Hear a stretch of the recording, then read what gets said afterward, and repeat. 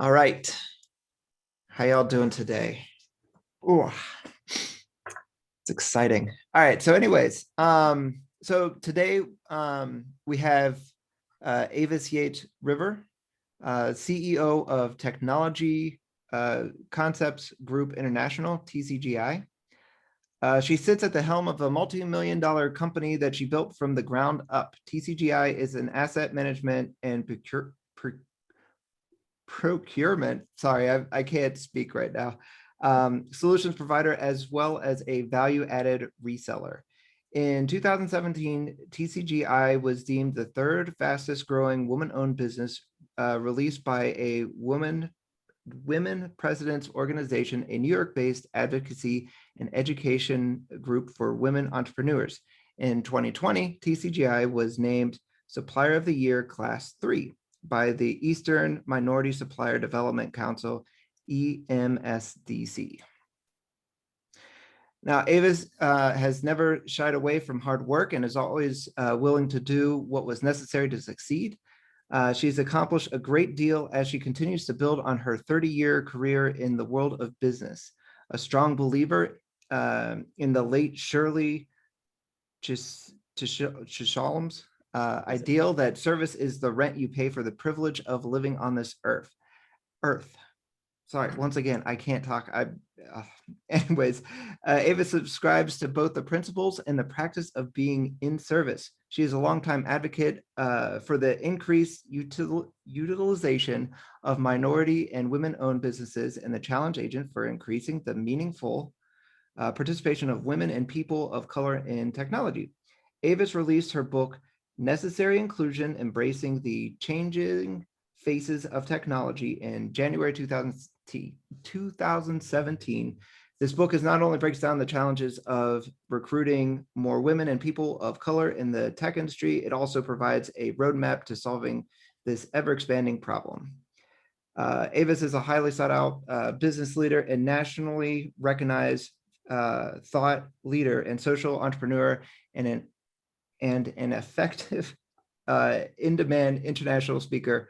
Other awards and honors include White House Champion of Change, Girls and Women in STEM, Entrepreneur of the Year, Women of Distinction, the Shirley Chisholm Award of Business, Top 10 Women in Technology, and Top 25 Leading Women Entrepreneurs and Business Owners, and among many other things. And we are honored to have her speak to us today. Avis, thank you very much for coming to talk to us. And I'm sorry for all my mispronunciations. I can't talk well today, and I'm sorry. That's okay, Kevin. It was quite comical. It took my mind off what you were saying. So it worked for me. Usually I just zone out during the introduction, but I was really trying to stifle the giggles today. So thank you for that. Well, I'm glad you enjoyed it. I enjoyed it immensely because I started even shaking my head at some point saying, will you stop reading? It's too much. It's enough. Let them, I'm easy to find. But again, it is my honor and privilege to be with you all today. I am delighted whenever Penn State calls and says, it's time for Startup Week. What you doing?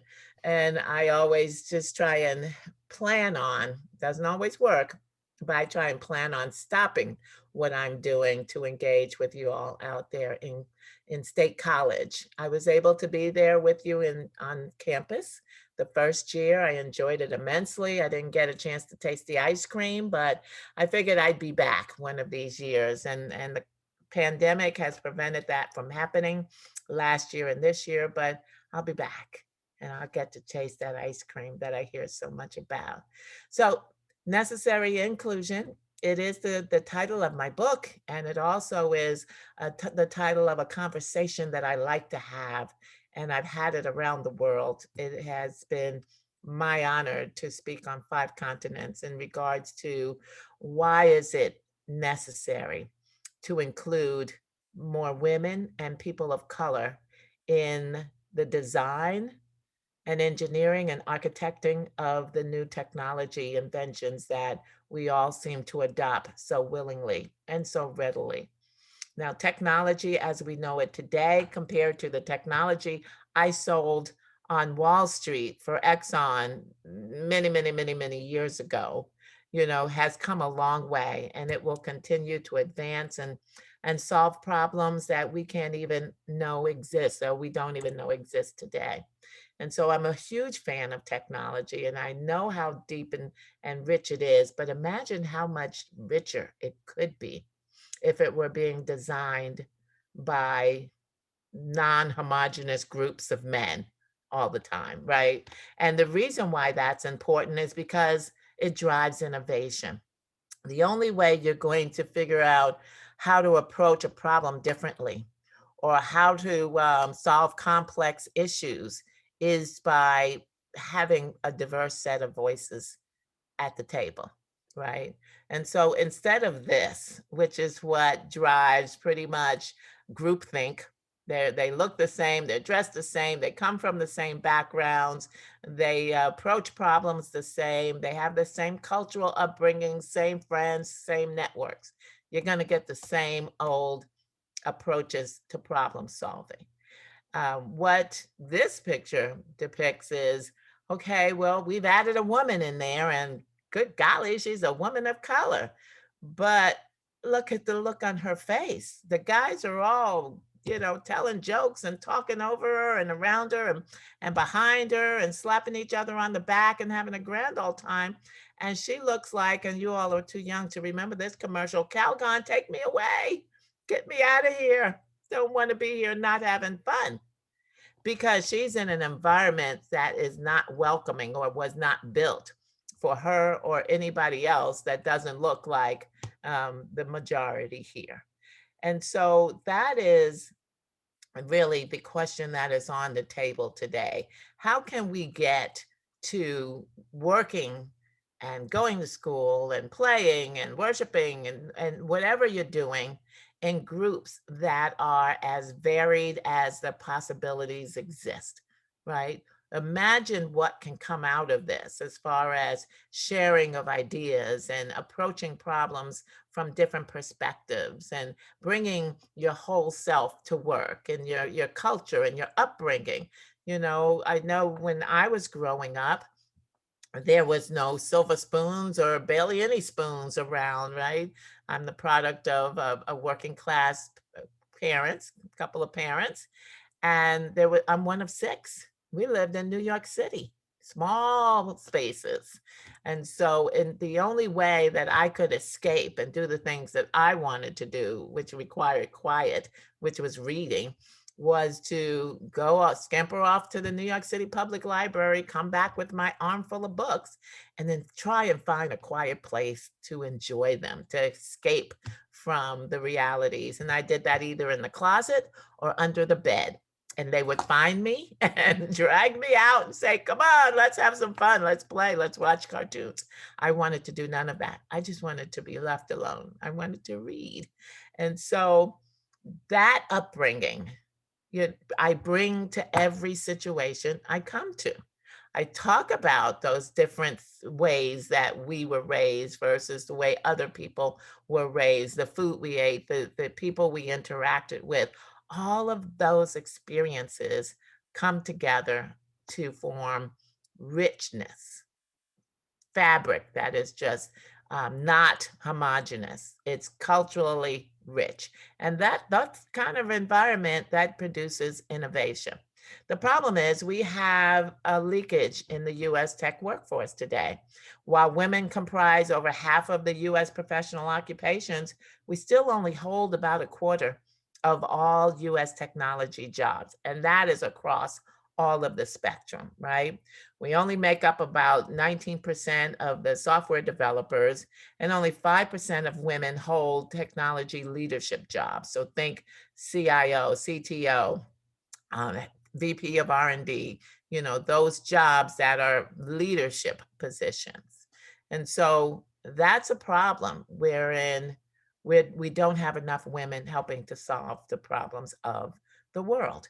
And since everything is made with code, if women are not at the design table, our voices are not being leveraged to solve problems.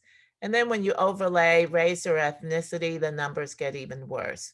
Combined, Black and Hispanic men hold just 9% of all US computing jobs. And combined, Black and Hispanic women hold only 4% of all US computing jobs. And so you can see how there's a lot that is not being factored in. There's a lot of experiences, there's a lot of culture, there's a lot of language, there's a lot of everything that's not being factored into invention. I give you the illustration of airbags or voice recognition systems. They don't recognize a lot of voices. Facial recognition systems don't recognize a lot of faces because it wasn't programmed with those voices and faces in mind. Airbags, we found early on, was very dangerous for women and smaller stature people and children because that's not who was sitting in those passenger seats or driver seats when the airbags were being tested and deployed. So it does have an impact on the inventions that we see today. And then we talked about race and ethnicity, but what about all of the other segments of intersectionality? What about nationality or sexual orientation or political affiliation or marital status, occupation, education, classism, age? All of those things layer onto who we are that make us who we are. And again, most of the tech workforces today are still predominantly male, and it does not provide access to those who have all these different others that's associated with who they are. That's not who the workforces were built for. They were built by white men for white men because that's who was in the workforce. Makes perfect sense. But it takes a long time for those cultures to evolve to be more accepting and welcoming of women and people of color or people of any of these others. So intersectionality, as was described by the Center for Intersectional Justice, means it's about fighting discrimination within discrimination or tackling inequalities within inequalities and protecting minorities within minorities. It's not good enough just to say we're going to be inclusive and then paint that with a broad brush, because women, there's more differences amongst women than there are between men and women. And so just because you think you're applying or assigning something that would be good for women, that doesn't mean it's good for all women, because women are different, just like men are different. And so we have to not just only be concerned with inclusion, but be overly concerned with intersectionality. And when I say that inequality isn't equal, just know, and I know you know this, but just know that the Black community is the only one that's been impacted by the legacy of slavery in this country. And the United States, its wealth and white power structure were built on the backs of free labor. And Black people have had a very short history of wealth accumulation in this country and lag way behind whites and others because of that short history. When you think about it, the Voting Rights Act is just 50, 60 years old. So there hasn't been a long time for Blacks to try and close that gap, and the gaps are as wide as they've ever been. And I take you to this slide, which shows a couple of three different ways that gap exists. The first one is income inequality, where most of us listening in today are probably in that 99%, right? Maybe Kevin with his teaching salary is in the 1%, but there's a 48 times difference between income of 99% of the country, of the people in this country, and the 1% or the extremely wealthy. 48 times difference between 99% of the income earners in this country and the other 1%. The gender pay gap is still wide, and it is wide for women in general, and for different women in particular. So here you see that women are still in general, on average, earning about 76 cents to every dollar a man earns. But when I break that down, and last year I tracked the Women's Equal Pay Day for different segments of the female population. In general, white women earned the same amount in April of 2020, so as white men did in all of 2019, sorry, 2019. So it took a year and 4 months about to get to an equal pay day for white women. For Black women, that was in August 13th. So it took a lot longer for Black women to equal the same amount of pay as white men did in 1 year. And for Native American and other women, that just happened a few months ago in the November timeframe. So there's still a gender pay gap amongst women and between women. And then the racial wealth gap, as you can see here, is 10 to 13 times different of white family household net worth and Black and Hispanic families, right? So there's still a lot of gaps and inequalities and inequities that are in the country.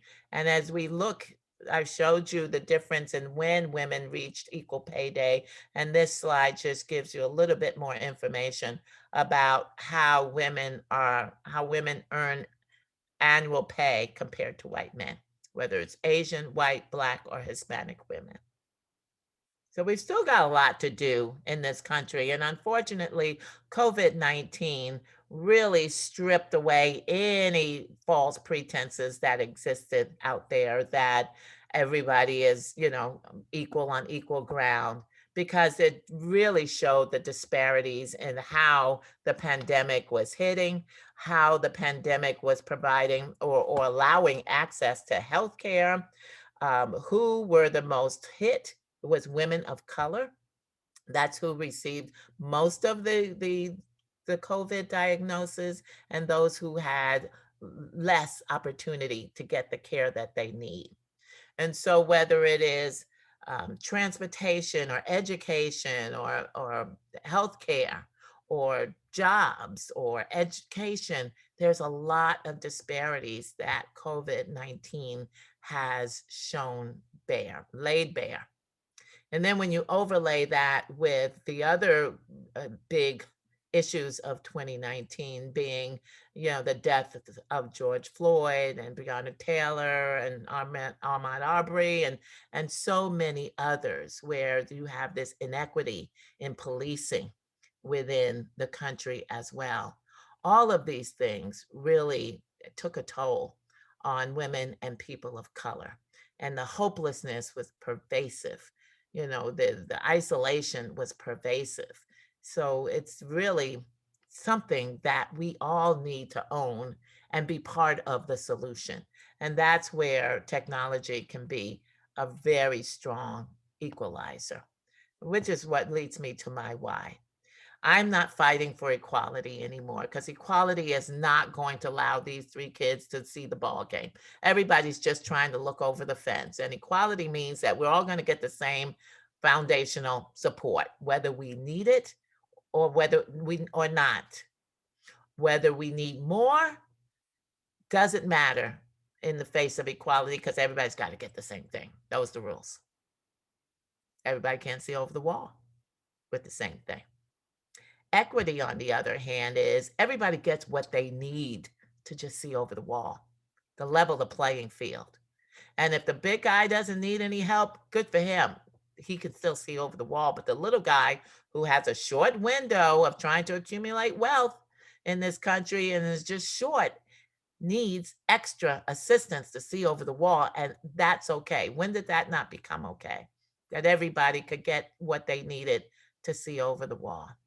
But the reality says that those who have get more, whether they need it or not. And those who do not have fall further and further behind. So my why I get up in the morning, why I drop what I'm doing whenever I get called for opportunities like this to share my voice, is that I am striving for equity for fairness, for justice, and understanding where this country has come from helps you to understand why equity is so important today. Technology can definitely level the playing field. We have to figure out ways to close that pay gap and to close some of these other gaps that exist in the country today. We need to generate wealth in underserved communities. And that's why people like me who dare to dream and to found a business and work hard to grow a business and employ people who look like me is so important, which is why it's critical that we all support women-owned and minority-owned companies, because we're the ones who are employing the people who need the employment the most. We're the ones who are serving as role models in communities where people who look like them are not typically seen. We're the ones who are going to be able to try and bring hope back. Just give them a good paying job that they can support their family with. Those are the things that are needed in underserved communities. And women and people of color, we know, have had limited access to technology in the past. But when given that access and when given that opportunity for a seat at the table, they're helping to drive innovative solutions and products. So this is who I am. Necessary Inclusion is the name of my book. And I have been at this now for 36 years as a tech CEO and founder. I have founded and or acquired 6 companies since I left corporate America, where I sold early technology on Wall Street for a little company by the name of Exxon Corporation. Yes, it's that same Exxon oil gas company that you know of today. But back a long time ago, they were involved in technology as like everybody else. Capital that was being invested in different products by different companies and brought all together to be a portfolio of products and solutions to corporations in the New York City area, as far as I was concerned. But after 11 years at Exxon, and by the way, I did all 3 of my internships while in college at Exxon Corporation and got hired full-time upon graduation. Those were different days back there. I never interviewed for a job, never wrote a resume. I was hired, I did internships. They brought me back again and again and again. And Exxon was so large that I was able to get such a good, well-rounded view of what it takes to run a corporation from different perspectives of departments, divisions, business units, all in the New York City area, that I wanted to go back and learn more and do more. And when I was offered a permanent position, I accepted it and continued to work my way through the organization until I found myself in their newly developed technology group called Exxon Office Systems Company. And that was the beginning of it for me. I had finally found my niche. I knew that every job that I was given in a staff position, after a few months of being understanding what my job description was, I said, clearly there is more that you want me to do because there's more that I can offer. But back then, those job descriptions were just that. You fit into that box and you stayed in that box, right? But once I got into sales, I had the ability to just flourish. I was managing my relationships, my customers, my appointments, my revenue generation. I was managing all of that as if I were in business for myself. And I was selling a ton of those products that Exxon had invested in. And so once they decided that they were going to sell off that division and really get back to their oil and gas business, which they never went away from, of course, I decided then that the next most logical step in my career progression, because I was still young, still in my 20s back then, that I decided that I was going to launch my first business. And I asked Exxon for the install base of their customers, and I got it. And I had an opportunity there, a window of opportunity that was only going to be a few years open. And that is because Exxon was exiting the business And the company that bought it just wanted to rip the old Exxon equipment out and put their new equipment in. Nobody was concerned about, well, what are the users going to do in that transition? How are new people going to be trained on this Exxon equipment?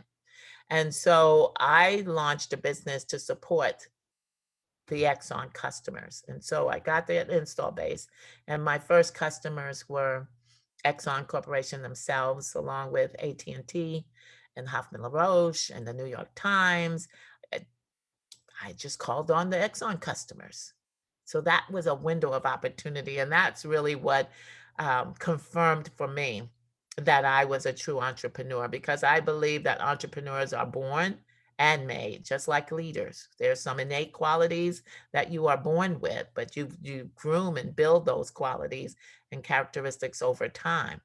And so wanting to solve problems is what I really enjoy doing. What I still get up every day to do is to solve problems.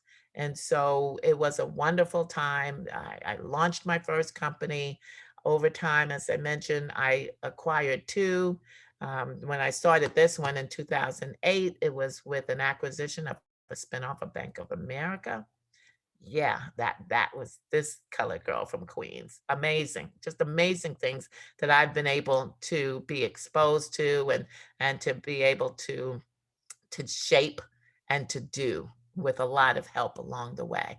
Because remember, I don't come from, silver spoon beginnings. I come from very, very humble beginnings. First person to go to college and graduate from college, just amazing opportunities, because it doesn't really matter where you start or how you start.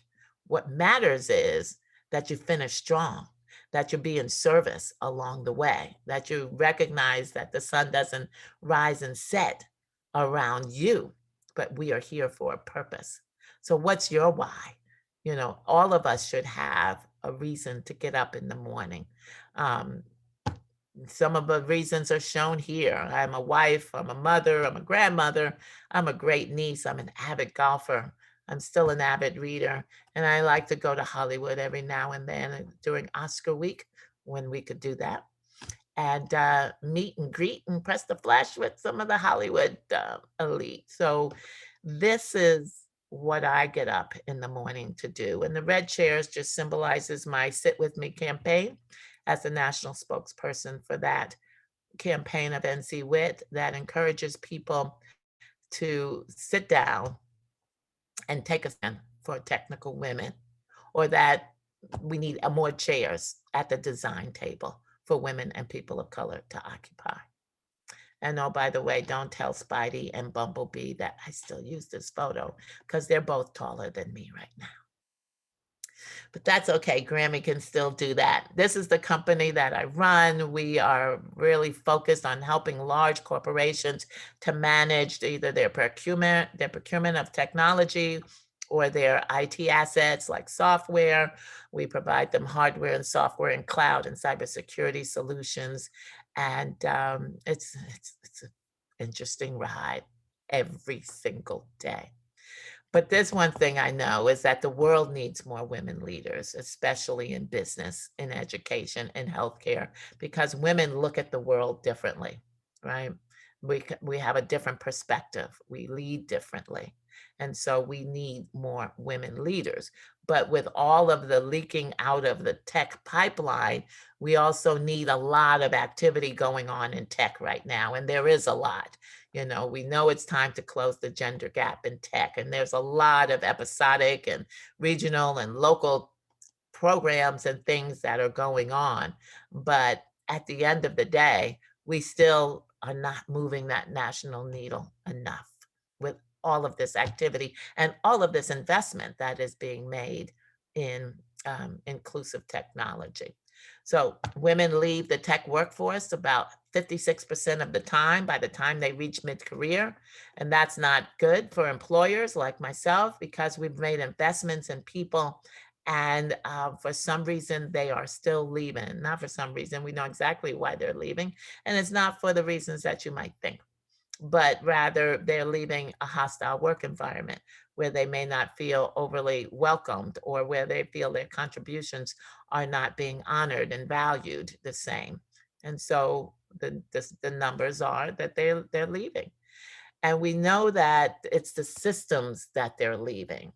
If you don't believe, and I interviewed somebody, a man recently, he was 70 years old, and he said, there is no such thing as systemic racism. I said, I don't have enough time to educate you today, but just know that there is. There is. The systems have been put in place not for people like me. We have to work within systems that are not always welcoming or inclusive. And we have to do it. We just have to pull up our big girl pants and go to work, whether or not it's valuable or an enjoyable experience. And so we all can do something about fixing the system. The culture is not something you're stuck in. The culture is you. You all make up the culture of the organizations in which you live, breathe, learn, and play and work. And so fixing the system is something that we can all do, especially men. Men have a critical role to play in fixing the system and looking at their organizations and seeing how, whether it's mirroring those at the top.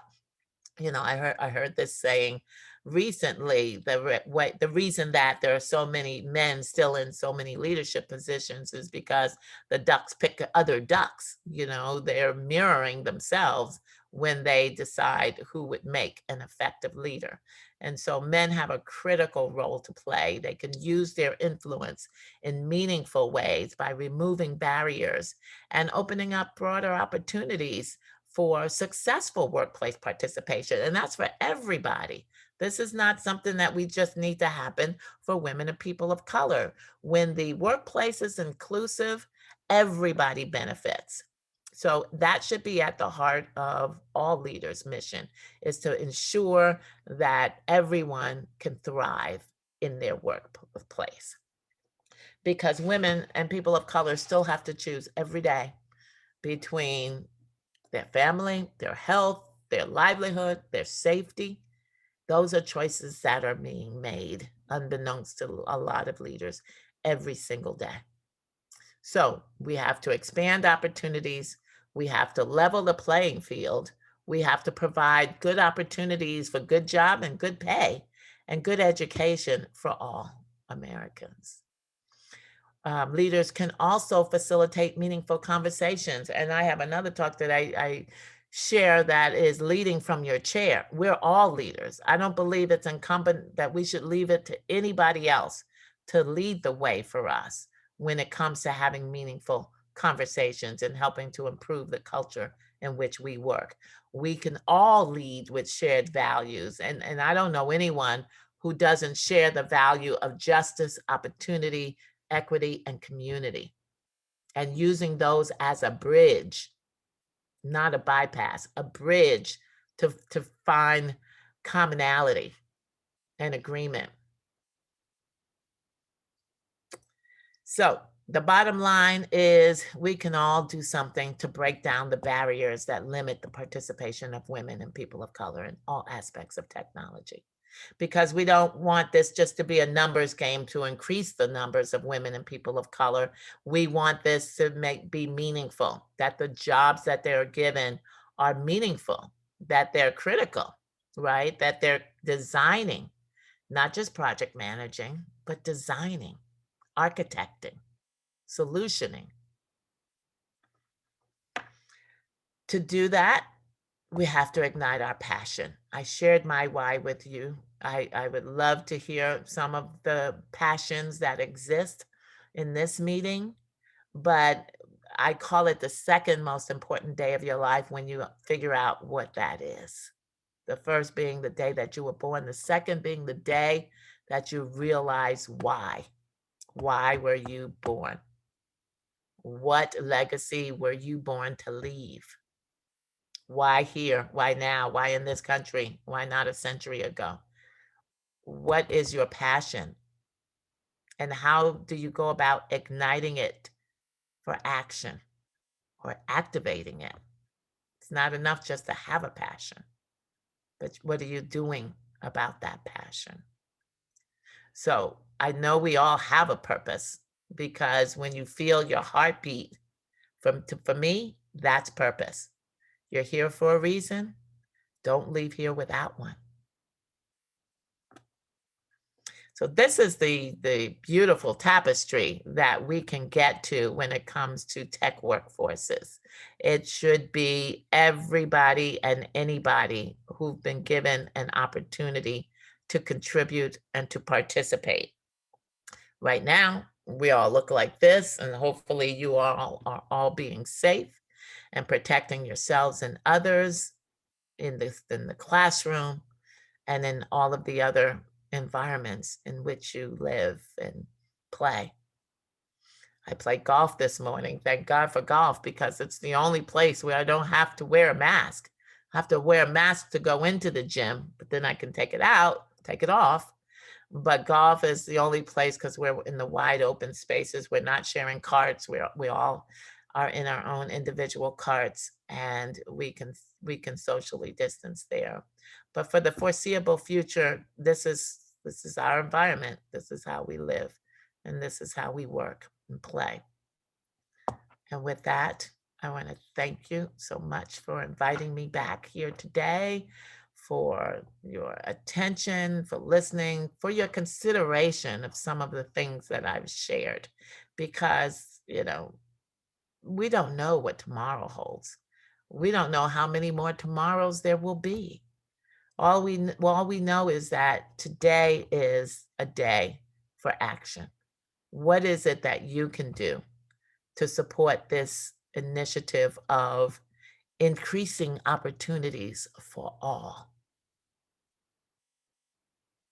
So that's how you can connect with me, stay in touch with me, get to know me a little bit. Thank you so much for having me. I'd love for us to talk now. So I've left a little extra time for us to dialogue together. And I've said a lot of things. Surely there's a lot of reaction, or hopefully there's some reaction, as opposed to a lack of reaction. Talk to me about what you've heard.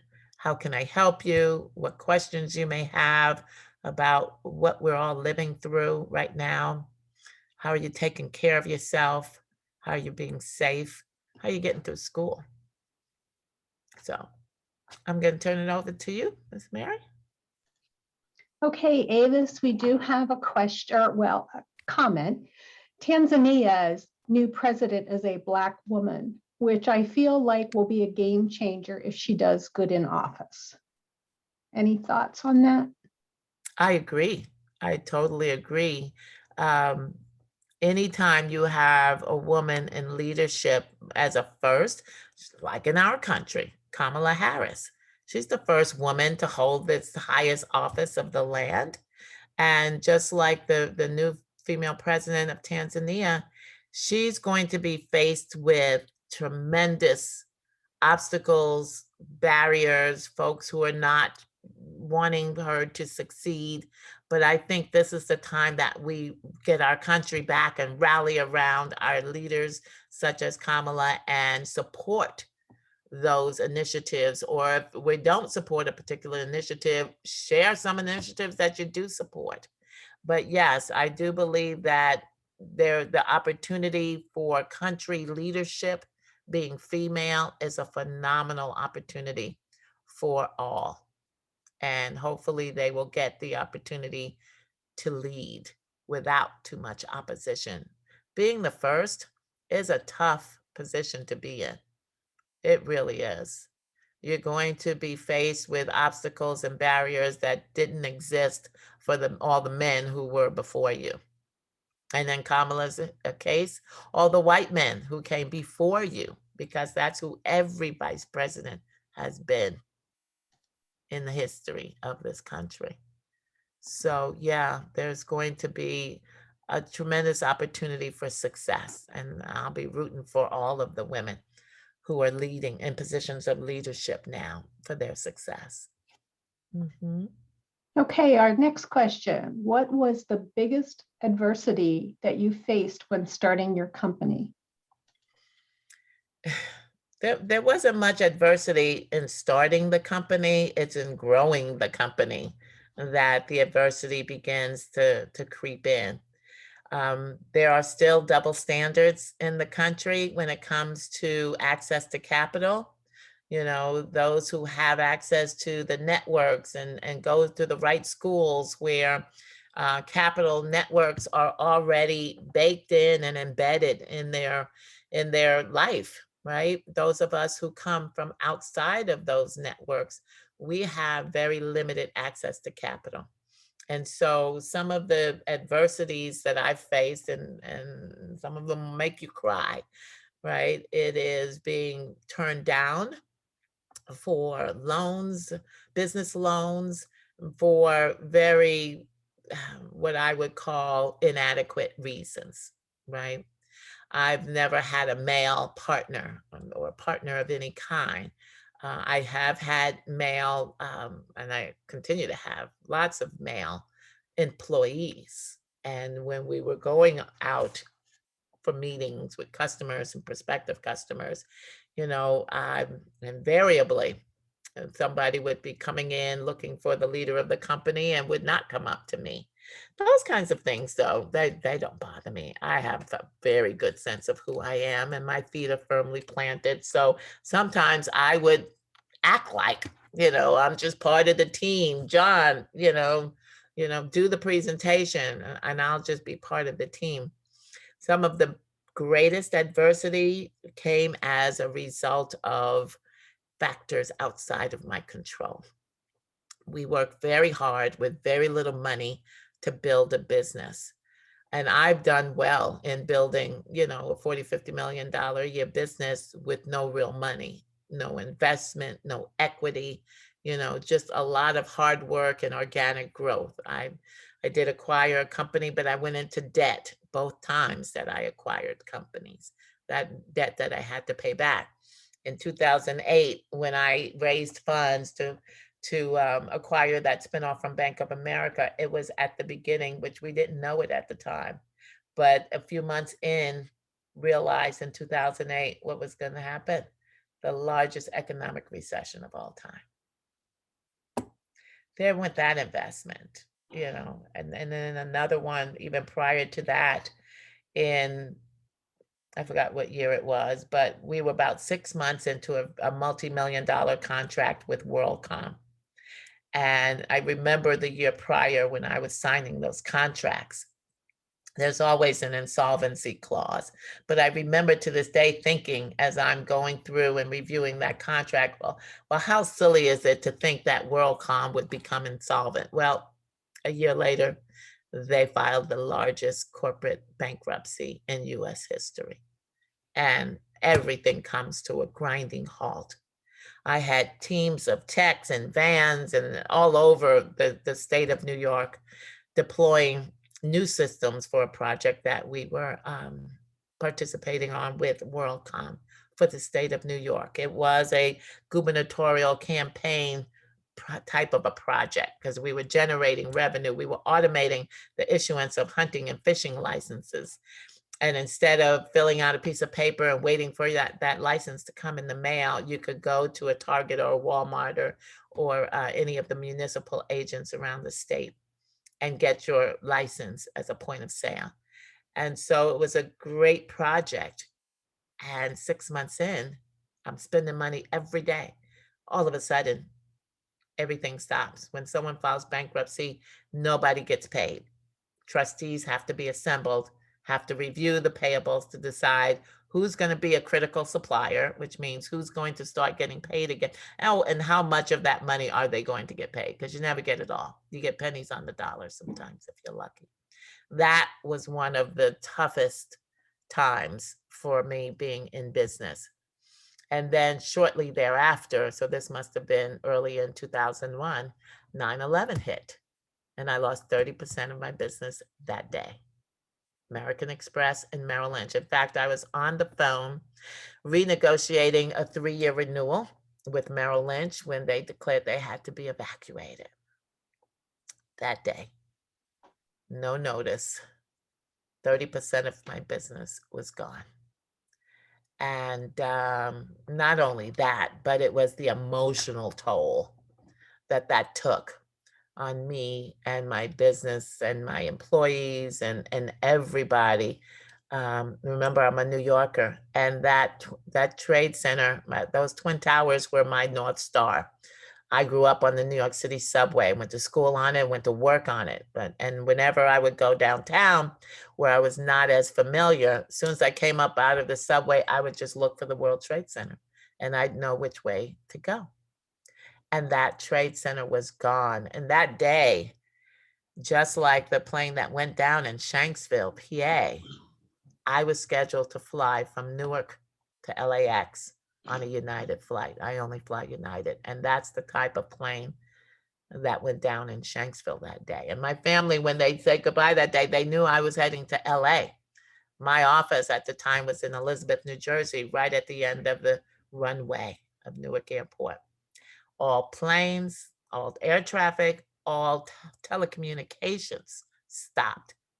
And so they didn't even know how to get in touch with me.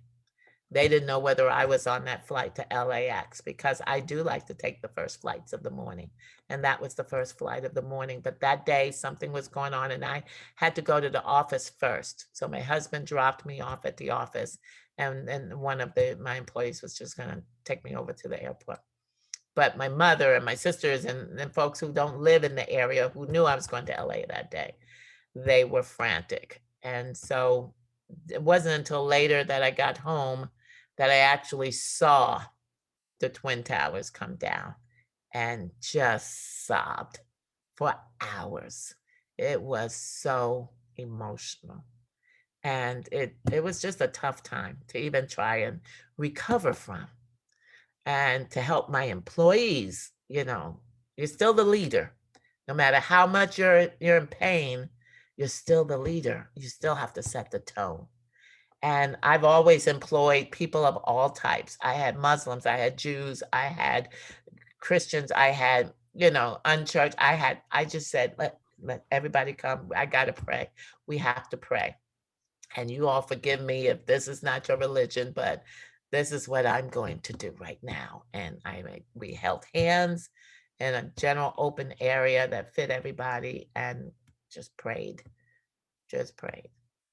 So that was a tough time. That is still painful. When I think about all the innocent lives, United American lives that were lost that day, just heart-wrenching. So lots of adversity that I've had to decide at each of those times. What are you going to do, girl? What are you going to do? Even when the pandemic hit last year, I was thinking, this is my swan song. Let me close up now. What are you going to do? Because we service a large corporate marketplace. Corporations were busy trying to get their employees set up for work from home. Whole new way of working today. And so I didn't think, and I knew that all of the projects that were scheduled were not going to happen. And so what do I do? So I decided to adopt a growth mindset. All of these things didn't kill me. So they've just worked to make me stronger, right? That which doesn't kill you makes you stronger. I decided, despite the uncertainty of the future, we're going to adopt a growth mindset. I brought on several new technology platforms, made a deal with Oracle, got started on a new ERP system, cloud-based ERP system, hired a new controller. This was in April. We had just shut down. But leaders still have to lead throughout the adversity. And not only my company, but I'm also, a leader. I hold leadership positions in business organizations. I lead mastermind groups of other women-owned businesses. I currently am the leader of 2 mastermind groups. You still have to lead, even though I just wanted to lay on the beach. Just Give me some time. People, I keep talking about retiring. People say, you'll never retire. I'm like, what are you going to do when you retire? I say, nothing. Absolutely nothing, at least for a couple of months. All these competing schedules that I have to juggle, I'm gonna be okay with, just putting them down for a minute and just doing nothing, because my first love of reading, that has had to suffer. That has had to be put on a back burner.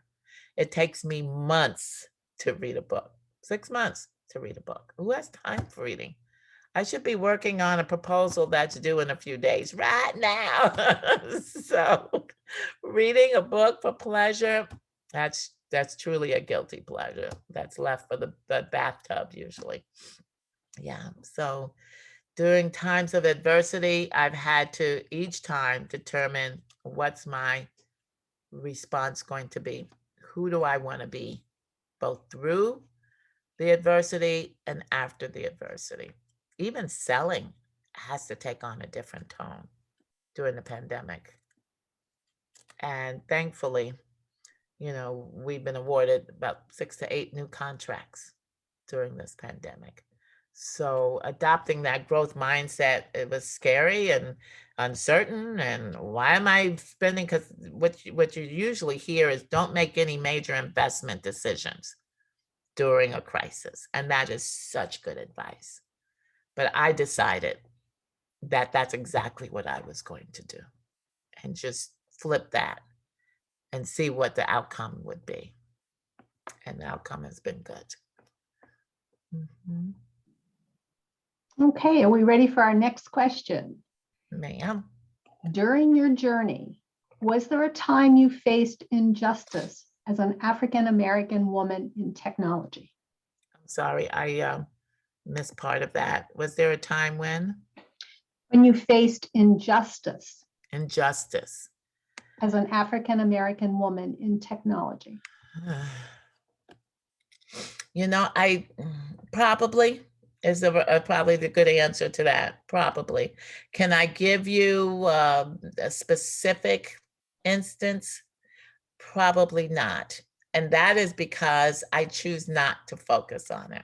I choose not to give energy to injustice or behavior that is unwarranted, because that's not my problem. It's that other entity or the other person's issue.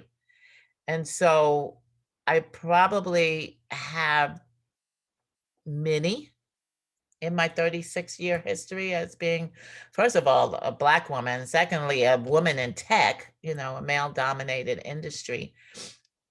Surely I have had plenty, but I didn't internalize it. I didn't focus on it. I didn't dwell on it. And so it's gone. I only have so many brain cells, and I choose not to use them up with negativity. All right, next, how do you suggest someone to help those who are part of minority groups without stepping on their toes or making them feel like you are holding their hand the whole way? I like that question, because if you remember one of my slides, I said, fix the system. The systems are what's broken. Women and people of color don't need remedial help. They need systems in which they can thrive. And so the first suggestion I would make is to learn as much as you can, right? I remember when George Floyd first happened, and I had several of my white female friends call me and apologize for their entitlement, even though they had nothing to do with it, nor have they ever treated me incorrectly. But they recognized that they were complicit because they had privilege, white privilege. And so they did some soul searching. They did some searching in general. They did some studying. They really became very aware of the history that has never been told in this country, and the reason why Blacks are so far behind through no fault of their own. And so they approached me because they're not trying to help me. Both of them are retired, but I value them tremendously. And I really respected what they did. They took it upon themselves to learn what they didn't know. They didn't ask me questions and put that burden on me to teach them what's going on. They took that upon themselves. And then they reached out. Sometimes folks will not reach out because, and I hear this all the time, I don't know what to say. I don't want to say the wrong thing. I don't know what is the right question to ask. And so they do nothing. And I tell them, well, silence is complicit. By not at least acknowledging that there is a problem really means that you're being complicit or choosing not to acknowledge it. So the best thing to do is to learn what you can, understand why what's happening is happening. Understand why the disparities in healthcare exist, in the income inequality and the lack of access to almost anything. Get an understanding of why that exists and then act on that understanding. But don't be afraid to have conversations because it might be uncomfortable. Why does it have to be uncomfortable? I can talk about race all day, and I can talk about it kind of neutrally, right? Not as one scorned. I can't even tell you a specific injustice that I've experienced, and I know I have. So it doesn't have to be uncomfortable. These are the facts. And unfortunately, they weren't taught in US schools, not in public schools anyway. And so women and people of color don't need remedial help. They just need recognition that the system may not be ideal. Let's figure out together how you can thrive in this system that we have, because chances are you're not the ones who can change the system. Cultures take a long time to change. It's like turning the Titanic. It takes a lot of time and political capital and investment to change culture. So I would take a personal approach to say, I know this is not the best system for you to do well. Let's work together. So if you offer to work together as opposed to let me take you by the hand, that's a different perspective. It comes across differently. So next, my roommate and I have been applying to internships, and she is interested in real estate risk management. There have been many times that men have told her the sexier side of real estate is agency. You should do that. It's sad that we have been starting to see it more and more as we apply and work at more places. Absolutely. And that's just one industry. That same situation exists across the board. Why do you have to be relegated to what's sexy, right? Or what's easy, or what's fun? Women want to do the tough work too. Yeah. They want to use their skills, or they should want to use their skills and their intelligence to do the tough work, to bring about invention, to think of new ways of doing things. Yeah, in construction and real estate and medicine and in every industry, women want to succeed. And there should, just in technology, when I mentioned that women should be inventing and not just project managing, because we do know that a lot of the women who are in technology are relegated to those soft skills roles: business analysis, quality assurance, project management. Well, who's writing the daggone code? That's where I want us to be. Write the code. Figure it out. Yeah. Okay, if you had the ability to talk to your 18-year-old self, what advice would you give yourself? Wow. 18-year-old self, don't go it alone. That's what I would give. That's the advice I would give, because I have been a sole owner for all of my businesses. I've founded them, and this is the advice I give to other folks who may be leaving corporate America or some other industry and wanting to go into business for themselves. My first bit of coaching is see if there's somebody that has a business already that you can buy into, or find someone that you could start a business with together. I've seen the difference between solo ownership and partnerships, whether it's family or friends or people you don't know, but have complementary skills, right? If you both have the same skills, then that's not going to add much to you. But if you have complementary skills, then you can do more in a shorter period of time. So while I've done well, if I did it again, I would not go it alone. If you want to go fast, go alone. If you want to go far, go with others. I think that's the old Hindu tale or something. At this time, I don't have any other questions. Come on, Nittany Lions. There's got to be some questions. Go ahead, Kevin. I got a question for you. It's kind of a follow-up question for that one. With, I mean, you said going in it alone. Is it like, do you feel like when you were about at that age, it was more of, how are you going to navigate this? Or was it like, would you work on trying to find more people that complement like I can't talk. Do you feel like it was like a perception of people, like of like how to use people to work?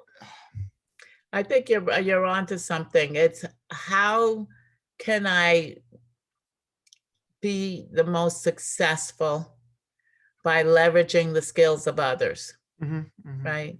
Even at a young age. Another thing I would tell myself is, and because I've done it over my lifetime, is to never stop learning. There's always something new to learn.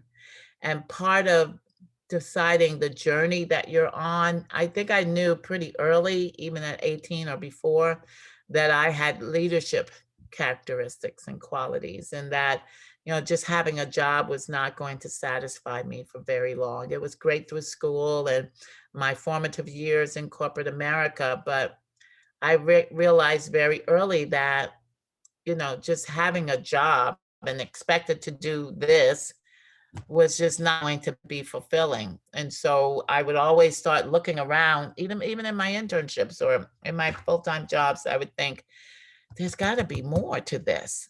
And sometimes I would ask my boss, there's got to be more that you need me to do, because what you've given me to do is not very fulfilling as far as, it's not using enough of what I've got internally. And so I will never use that word again, not being fulfilled. I used to tell myself early on when I first started off in business that if this didn't work, I could get a job. I'm very marketable. I'm female, I'm Black. I can sell anything. I was rookie of the year. I never had any sales background before, and actually failed the empathy portion of the personality profile, which supposedly determined how successful you would be in sales. Well, I was told that I failed on empathy. And I said, and so what exactly does empathy have to do with selling? And of course, I learned that you have to be able to put yourself in someone else's shoes when you're trying to sell them something. Well, I didn't understand that then, other than just the pure definition of the word. But there was one marketing manager, one sales manager in New York Midtown, who said he would take a chance on me. I was rookie of the year. So much for standardized tests. You cannot build a test and call it a standardized test without having the inference and the inclusion of all different types of people. It doesn't work. By all counts, I should not have been given an opportunity to go in sales, and I should not have been successful because I did not have the ability, or at least I didn't answer the question right, that determined whether I had the ability to put myself into someone else's shoes. Wrong. That was just wrong. And so I get off on a tangent when I start talking about standardized tests and how that has exacerbated the gap between those in underserved communities and other privilege. It just is wrong. I don't believe you can have one testing that can capture everything. We may have done things differently. I know we've done things differently growing up than that standardized test may have captured. And so how many other young people are held back because they didn't answer the question the way the test guide says, but rather from their own experiences, which still worked. It's just different. And that's what diversity is. It's just a different way of thinking and approaching solutions to problems, perspectives, culture. All of that should play a role. And all of that, is what I want my team to bring to work every single day.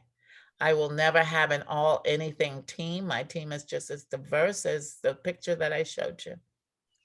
My team, my marketing group knows don't put any images out here on websites or social media.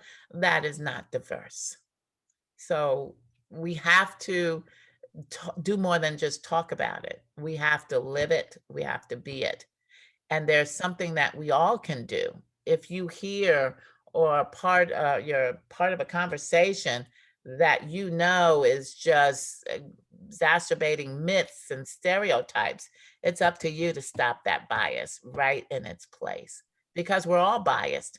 Doesn't mean we're malintended, but we're biased because our brains have to make shortcuts of all of this information overload that is coming at us every single second of every single day. There's no way we can process all of this information. And so our brain creates these schemas or these shortcuts. And if what we're ingesting is negative stereotypes about women or Black women or anybody else, then that's what our brain is going to think when we see me walk in the door. Unfortunately, judgments are made about you before you even open your mouth, just based on who you are and somebody's bias who's greeting you, whether it's an interview, whether it's a teacher or instructor, whether it's a boss, whether it's a hiring opportunity. Unfortunately, decisions and judgments are being made before you even have a chance to demonstrate who you are. And that's unfortunate, but that's real life. And so how do we work within these systems? These are the kinds of systems I'm talking about, the types of biases that exist. I remember when I was a rookie salesperson, after my weeks of sales training and given a territory, well, I'm downtown New York, I had a vertical territory. If it was raining, I stayed in 120 Broadway all day. There's hundreds of companies in there. These were the days long before terrorism, security. There was no security. I can go into any building and, spend the day, because I was taught that you had to knock on so many doors and get so many no's and so many appointments before you can start selling. And remember, I was dumb. I was not dumb. I was young, young and dumb. And I did it. I knocked on every door in my territory. And then my managers were just surprised when I kept coming in with sales orders. Another one? I'm like, oh yeah, you told me to knock on every door. I did. But I think that a lot of my success was born out of sheer curiosity. There's this young Black woman from Exxon. Exxon was the #1 corporation in the world for my entire lifetime there on the Fortune 100. So it's not like Exxon was not known. It wasn't Exxon Mobil. It was just Exxon then. From Exxon selling what? First generation facsimile machine? What the heck? Bring her in here. I think it was mostly curiosity that allowed me to gain entree into decision makers' offices. And once I'm there, earn the right, build a rapport, all the sales chips 101, was going through my mind, and I was able to sell that equipment. And I value those days because I never knew who'd be behind door number 1, 2, or 3 either. It could have been a racist, it could have been a sexist, it could have been a whatever. I didn't know. So before I opened every door, I steeled myself because I was not going to let whoever it was see me sweat. I was not going to let them change who I was, change my demeanor, ruin my day. And that's probably what has protected me all these years against injustices that I really can't just think of a particular moment in time today.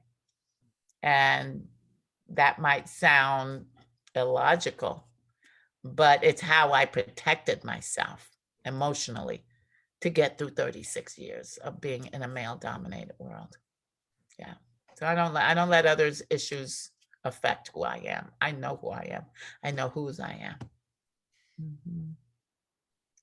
I've just been talking, so you come up with another question, Mary.